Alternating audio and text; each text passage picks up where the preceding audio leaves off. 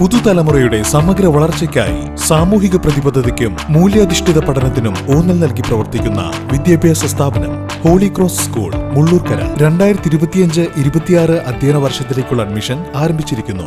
Contact 9562482835.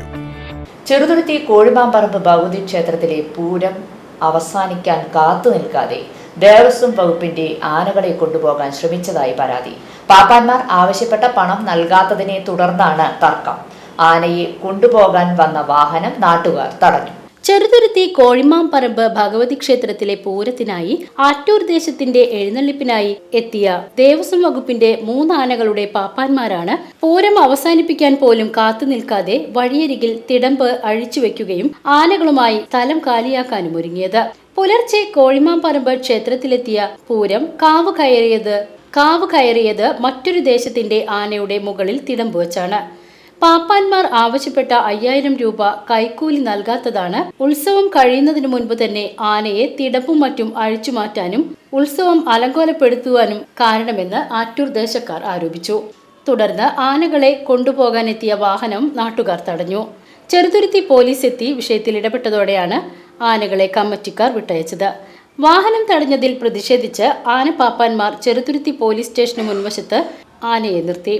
തുടർന്ന് police ഉദ്യോഗസ്ഥർ പാപ്പാന്മാരെ വിളിച്ച് ആനയെ പോലീസ് സ്റ്റേഷനിൽ നിന്നും പുറത്തിറക്കണമെന്ന് ആവശ്യപ്പെട്ടു. തുടർന്ന് ആനകളെ വാഹനത്തിൽ കയറ്റിക്കൊണ്ടുപോയി.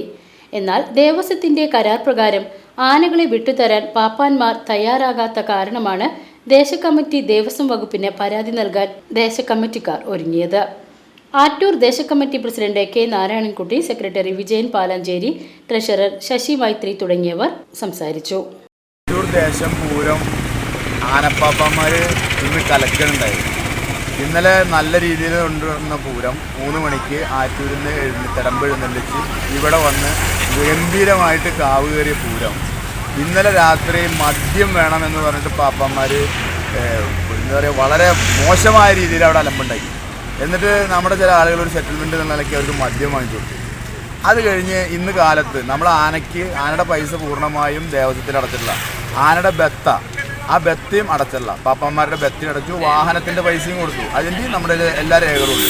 അതൊക്കെ കഴിഞ്ഞിട്ട് ഇന്ന് കാലത്ത് നമ്മൾ സാധാരണത്തെ രീതിയിൽ ഒരു കാശ് കൊടുക്കുക എന്നുള്ള രീതിയിൽ നമ്മൾ അവർക്ക് 3000 രൂപ വെച്ചിട്ട് ഓരോ ആനയ്ക്ക് 3000 രൂപ വെച്ചിട്ട് പാപ്പാന്മാർക്ക് കൊടുത്തു. ഒരു പാപ്പാൻ ആ പൈസ വാങ്ങിച്ചു.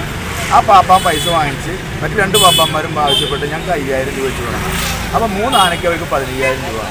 ആ ഒരൊറ്റ വിഷയം പറഞ്ഞ് ലാസ്റ്റ് നമ്മൾ ഒരു ധാരണ എന്തെങ്കിലും ചെയ്യാമെന്നൊക്കെ വിചാരിച്ചു. ഇവിടെ വന്ന് 5:30 മണിക്ക് മറ്റ് ദേശങ്ങൾ നിൽക്കുമ്പോൾ അതിൻ്റെ ഇടയിൽ കൂടെ ആന അങ്ങോട്ട് കയറ്റിക്കൊണ്ടുപോയി. നമുക്ക് ആന ആയതുകൊണ്ട് പെട്ടെന്ന് തടയാൻ കഴിയില്ലല്ലോ. ആന അങ്ങോട്ട് കയറ്റി കൊണ്ടുപോയിട്ട് ആ പൂരം അങ്ങോട്ട് കലക്കി നേരെ നടക്കിൽ കൊണ്ടുപോയി തിടമ്പ് ഊരാൻ നിന്നപ്പോൾ മറ്റേ പൂരം അമ്പലക്കമ്മറ്റിക്കാർ പറഞ്ഞു ഇവിടെ ഊരാൻ പറ്റില്ല എന്ന് പറഞ്ഞു. അവർക്ക് എല്ലാവർക്കും അറിയാം, CCTV എല്ലാം വെച്ചുള്ള ആ ആന നേരെ തിരിച്ചു പോകണമെന്ന് അവർ തിടമ്പ് എല്ലാം കൂടിയിട്ട് അവിടെ വണ്ടി നിന്നായിരുന്നു. ആ വണ്ടിയിലേക്കാണ് എടുത്തിട്ട് അവരാ പോയി. ആ തിടമ്പ് വരെ നശിപ്പിച്ചു.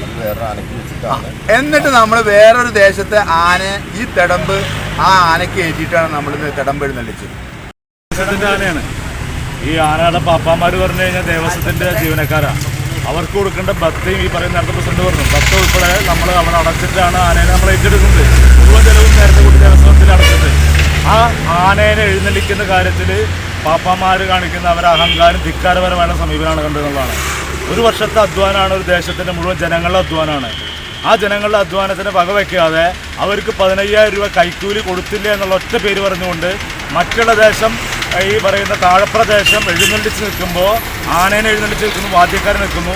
അത്രയും ആളുകളുടെ ഇടയിലൂടെ ദാമോദരദാസ് എന്ന് പറയുന്ന കോലം വെച്ച ആന കുറച്ച് കുറുമ്പനായിട്ടുള്ള ആനയാണ്.